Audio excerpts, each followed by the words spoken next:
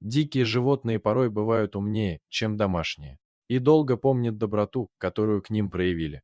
И эта история еще одно тому подтверждение. Все началось, когда в гости к дедушке Ване приехала его внучка Валя. В 10 лет она уже вовсю помогала ему по дому и по хозяйству. Когда несколько лет назад умерла его жена, дети стали привозить внучку на все лето, чтобы он не чувствовал себя одиноким. Ей и самой тут было весело, кругом лес, животные, никаких ограничений. Дед Ваня работал егерем, поэтому много знал о зверях. И много рассказывал о них девочке. Однажды она прибежала из леса и весело смеялась. Когда дедушка спросил, что случилось, Валя рассказала, что спасла щенка. Кто-то поставил капкан, а он попал в него лапой. Девочка помогла ему так, как учил дед, развела зубья, и малыш смог выбраться.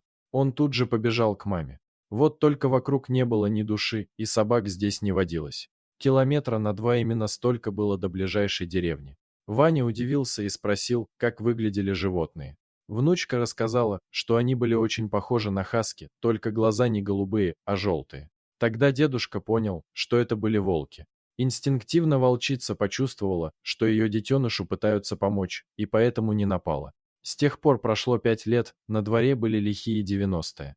Дед к тому времени оформил пенсию, но продолжал числиться егерем и жил в том же доме на опушке леса. Валя продолжала приезжать к нему и уже заметно выросла.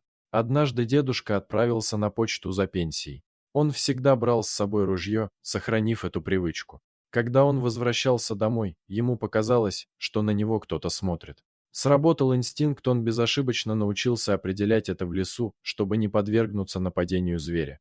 Но в этот раз никого не увидел. Уже дома он снял ружье и повесил на стену. И почти моментально в дом ворвались два мужика, у одного из которых была двустволка. Они следили за ним с самой почты и знали, что он получил пенсию. А когда увидели в окно, как дед Ваня убрал ружье, напали.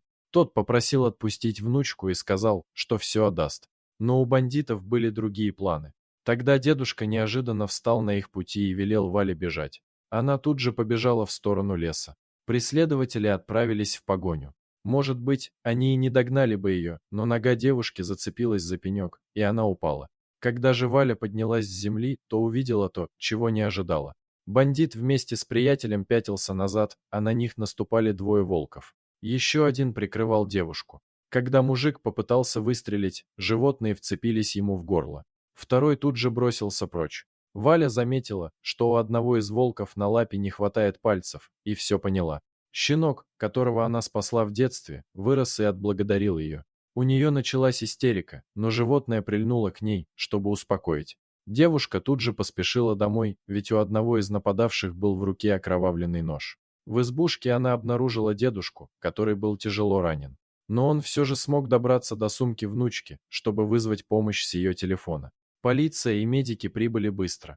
Деда Ваню удалось спасти. А вскоре стало известно о том, что поймали бандита, который успел скрыться. С тех пор Валя, приезжая в гости к дедушке, всегда привозила с собой свежее мясо и относила к пеньку, где волки пришли ей на помощь. Дорогие друзья, если вам понравилось видео, поставьте лайк, а также подписывайтесь на канал, где найдете еще много интересного.